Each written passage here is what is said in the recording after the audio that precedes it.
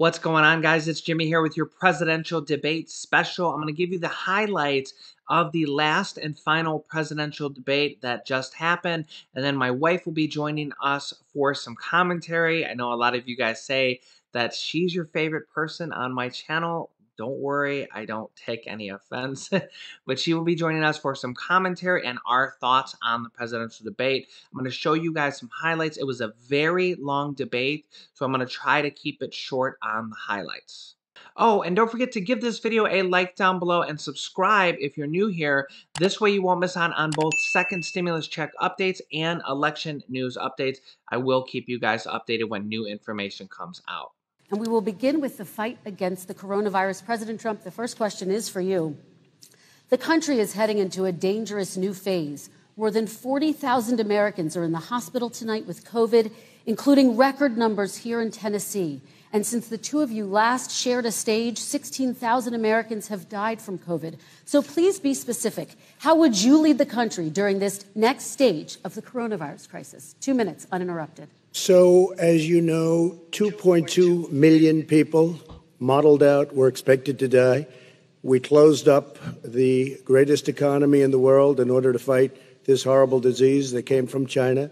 It's a worldwide pandemic. It's all over the world. You see the spikes in Europe and many other places right now. If you notice, the mortality rate is down 85%. The excess mortality rate is way down and much lower than almost any other country. And we're fighting it, and we're fighting it hard. There is a spike. There was a spike in Florida, and it's now gone. There was a very big spike in Texas. It's now gone. There was a very big spike in Arizona. It's now gone. And there are some spikes and surges in other places. They will soon be gone. We have a vaccine that's coming. It's ready. It's going to be announced within weeks, and it's going to be delivered. We have Operation Warp Speed, which is the military is going to distribute the vaccine. I can tell you from personal experience that I was in the hospital. I had it, and I got better. And I will tell you that I had something that they gave me, a therapeutic, I guess they would call it. Some people could say it was a cure. But I was in for a short period of time, and I got better very fast, or I wouldn't be here tonight. And now they say I'm immune. Whether it's 4 months or a lifetime, nobody's been able to say that, but I'm immune. More and more people are getting better. We have a problem that's a worldwide problem. This is a worldwide problem. But I've been congratulated by the heads of many countries on what we've been able to do. If you take a look at what we've done in terms of goggles and masks and gowns and everything else, and in particular ventilators. We're now making ventilators all over the world, thousands and thousands a month, distributing them all over the world. It will go away, and as I say, we're rounding the turn, we're rounding the corner. It's going away. 220,000 Americans dead. If you hear nothing else I say tonight, hear this. Anyone who's responsible for not taking control, in fact, not saying I take no responsibility initially. Anyone who's responsible for that many deaths should not remain as President of the United States of America. We're in a situation where there are 1,000 deaths a day now, 1,000 deaths a day. And there are over 70,000 new cases per day. Compared to what's going on in Europe, as the New England Medical Journal said, they're starting from a very low rate. We're starting from a very high rate. The expectation is we'll have another 200,000 Americans dead between now and the end of the year. If we just wore these masks, the president's own advisors have told him, we could save 100,000 lives. And we're in a circumstance where the president thus far and still has no plan, no comprehensive plan. What I would do is make sure we have everyone encouraged to wear a mask all the time. I would make sure we move in the direction of rapid testing, investing in rapid testing. I would make sure that we set up national standards as to how to open up schools and open up businesses so they can be safe and give them the wherewithal, the financial resources to be able to do that. We're in a situation now where the New England Medical Journal, one of the most serious journals in the whole world, said for the first time ever that the way this president has responded to this crisis has been absolutely tragic. And so, folks, I will take care of this. I will end this. I will make sure we have a plan. Imagine this is your inauguration day. What will you say in your address to Americans who did not vote for you? You'll each have 1 minute, starting with you, Mr. We have to make a country totally successful as it was prior to the plague coming in from China. Now we're rebuilding it, and we're doing record numbers, 11.4 million jobs in a short period of time, et cetera. But I will tell you, go back. Before the plague came in, just before, I was getting calls from people that were not normally people that would call me. They wanted to get together. We had the best black unemployment numbers in the history of our country. Hispanic, women, Asian, people with diplomas, with no diplomas, MIT graduates, number one in the class. Everybody had the best numbers. And you know what? The other side wanted to get together. They wanted to unify. Success is going to bring us together. We are on the road to success, but I'm cutting taxes, and he wants to raise everybody's taxes, and he wants to put new regulations on everything. He will kill it. If he gets in, you will have a depression, the likes of which you've never seen. Your 401ks will go to hell, and it'll be a very, very sad day for this country. All right. Vice President Biden, same question to you. What will you say during your inaugural address to Americans who did not vote for you? I will say, I'm an American president. I represent all of you, whether you voted for me or against me. And I'm going to make sure that you're represented. I'm going to give you hope. We're going to move. We're going to choose science over fiction. We're going to choose hope over fear. We're going to choose to move forward because we have enormous opportunities to make things better. We can grow this economy. We can deal with the systemic racism. And at the same time, we can make sure that our economy is being run and moved and motivated by clean energy, creating millions of new jobs. And that's the fact. That's what we're going to do. And I'm going to say, as I said at the beginning, what is on the ballot here is the character of this country: decency, honor, respect, treating people with dignity, making sure that everyone has an even chance. And I'm going to make sure you get that. You haven't been getting it the last 4 years. All right, guys. Our family of subscribers, 250,000. You guys are amazing. I want to introduce my beautiful wife, Laurel. You probably already know her, and she's a big part of this channel. She does all of our editing. She does our thumbnails. She does a lot of our research, and she's just basically amazing. And she wants to crush the virus. Oh, I do. Maybe we should just role play and have you play the role of Nancy Pelosi the whole time. No, thanks. What? No, thank you. So, my first question, what did you think of the debate tonight versus the last time? Well, tonight it went a lot smoother, more presidential than the last time. You could tell Trump was dying to say something sometimes, but had to reel it in. Yeah, definitely. How did you think they did versus each other? Do you think there was a winner? I don't really know if I could say there was. I mean, I think they both had things that they handled and answered very well. I think they both did really good. I thought Biden seemed more, his answers were, a lot of them were very good. I thought, so what did you think about, I want to talk about this. There was a large section in the middle where Trump was pressing Biden on his sons and Hunter Biden taking money from Russia, supposedly. And then Joe Biden would push back, and, he would push back on how Trump's making money in China and he paid taxes in China. And, he didn't pay taxes in America. And then Trump would push back and say, no, you're the one making money in Russia and China. What are your thoughts on that as just a person that just watched the debates and trying to figure everything out? There's no way for you to know what's true and what's false. I mean, there's just no way for you to ever know the truth. I feel the same way. But I mean, it doesn't surprise me that Trump made money in China. He was a businessman. That's all he's been his whole life. He wasn't a politician.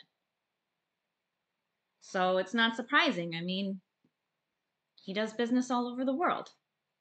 And President Trump pushed Joe Biden several times about Joe Biden has been a politician for 47 years.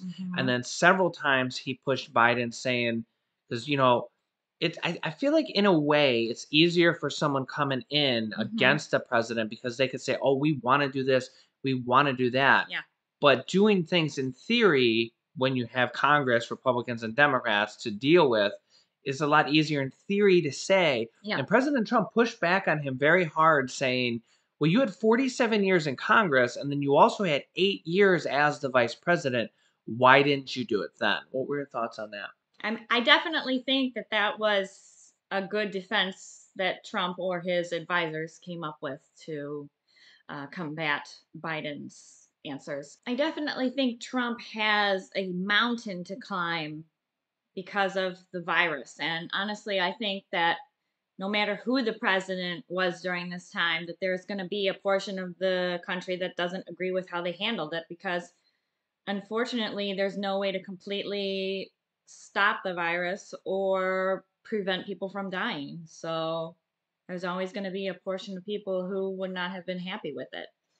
I think Trump did a good job, but We're it's a difficult thing to do a good job at. where do you see us in a year from now with this virus? Where do you think we're going? Do you think I'm what do you think afraid that it's happens? not going to get any better. But it has to get better if they have treatments and if they come out with a vaccine that actually works. You would think it would have to get better. So do you think it becomes basically like the flu? Or do you think it becomes like maybe say the H1N1 or past viruses where they're just kind of gone at this moment, but they could come back? The problem I see is that there's just so many cases. I mean, we have 70,000 new cases per day. How do we come back from that? Like, I feel like I to don't come know. back from that, we have to hit 0 cases per day because if people have it, they're still spreading it because it's this virus spreads so easy. Yeah, So how do you think we get out of this? I don't know if we can. It might just become something that we're used Like the to, flu? like the flu. Let me know your thoughts down below in the comments. Where do you see us a year from now? Do you see this virus being gone? Do you think that we're still dealing with it in the same capacity we are now? Do you see a second shutdown coming? Let me know your thoughts down below in the comments because that's something that we've been thinking a lot about recently. I don't know. Scary. I want to hope that it's like these other viruses that Just kind of fade out. yeah. But man, there's so many cases per day, and we're 6 months later, and it's just there's so many cases. How do you prevent that? This chick has been meowing the whole time we've been talking. Yeah, let me know if you heard her on camera before meowing. But this is Lily. She's been dying to see you guys, so here she is. This is She our. wants to go. Here she goes. Oh, and she's out. Another thing I want to talk about real quickly is that both candidates said that they're lowering insurance premiums and they're lowering the cost of insurance. And I don't think that the cost of insurance is down at all. I know for us, it's been going up by like 20% per year Yes. for the last several years. Look at her in the Yeah. back. Let me know if your guys in medical insurance has been lowering because it has not been lowering at all for us. No. And they're both saying, oh, Trump's saying that he's already lowering medical health care, and Biden's saying he's going to, and Trump's saying he's going to. But I'm not seeing it any lower. Are you? Do you No. think that's going to happen? No. So what happens? We just keep paying more and more and more until it's the price of a college tuition? Healthcare costs too much for insurance companies to lower it. Wow. They're making billions and billions of dollars in profit, Well, so what does did you? it? I don't know. Go ahead. What did you think about raising the minimum wage to $15 an hour? Okay, so as you guys know, I'm a businessman. I've been a full-time entrepreneur And I since, want to interject that that was Biden who said that he wanted to do that. well, Trump said that he would partially be for it, but It was mainly a Biden thing, right? mhm. Okay, go ahead. I'm gonna side now. Again, you guys know I'm a realist. I look at things real. I consider myself an independent. I just look at the situation and then determine from there. And I generally don't go Democrat or Republican. Sometimes I go this way, sometimes I go a little bit that way, but that's because I see the issue And I just think that that's the correct way. In this case, I personally think that raising the minimum wage doesn't really do much because it just raises the cost of everything. Mhm. For example, if you go to McDonald's and a hamburger is, a Big Mac is $2, okay, but now they have to pay 25 or 50% more wages. They Mhm. have to raise the cost of their food To by be able to pay 25 or their 50% employees. more. Yeah. So But I do like how Trump said that every state is different. I think so $15 too. an hour in California versus Or New $15 an York hour City. Yeah, I mean, in, if you're living in New York City or LA and you're making $15 an hour working at Starbucks, I mean, it's poverty level. But on the yeah. other hand, if you're working at a minimum wage place, most people don't really consider that a career. Now I know that a lot of people do work there as a career, but I feel like, for example, I worked at a lot of minimum wage places. We both worked at an amusement park called Jogga Lake when we were You teenagers. did. I worked at a grocery store. I worked as a server at a restaurant where I made like $2.13 plus tips, so I didn't even make minimum wage. Yeah. And I've been through all those, like, what I would call like starting point jobs. Now, a Mhm. restaurant can be better, because you can move your way up to higher price restaurants and make a career out of it. My dad made a career out of working at a grocery store for 40 years, Mhm. but honestly, my dad never really had a lot of money No. ever.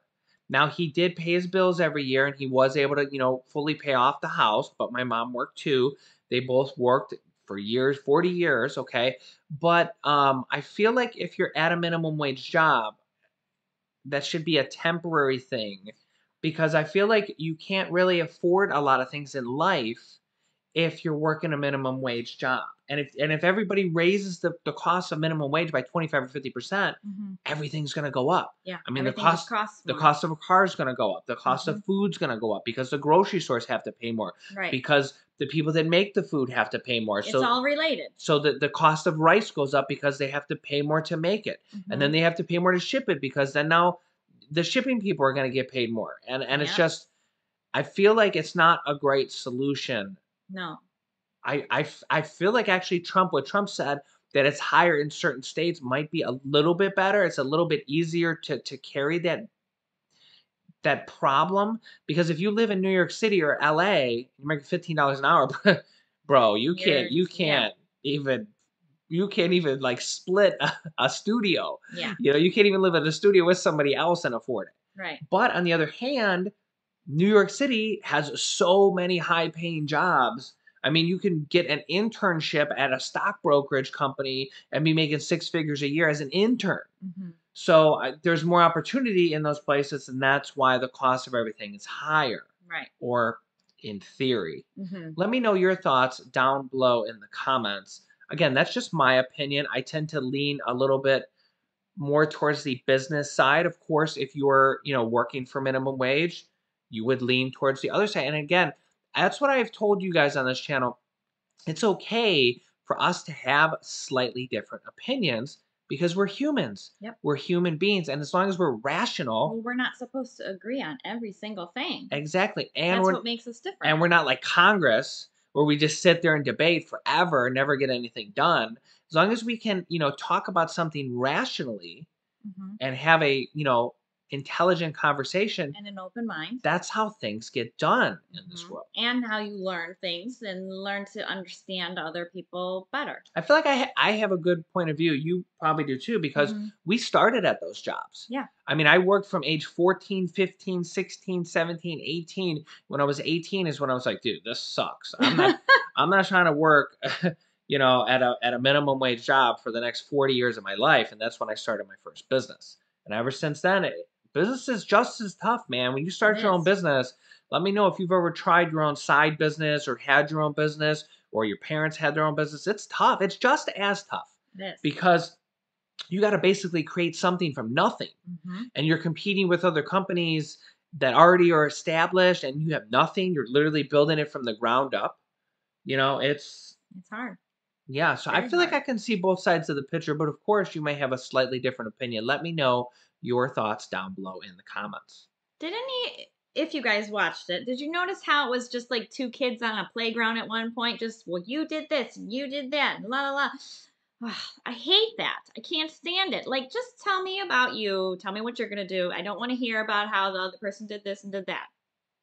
But on the other hand, it was a lot better than the last Oh, debate. for sure. Way better.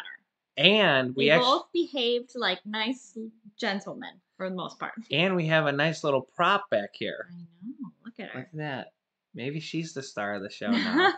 I'm becoming like third fiddle here on this show. So thank you guys for watching. Make sure that you like this video and subscribe down below if you haven't, and feel free to share this with anyone that you want to also see this video.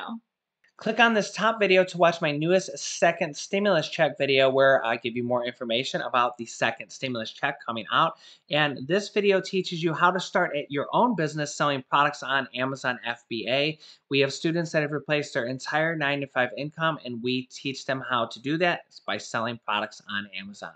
Thanks, guys, and we will see you in the next video.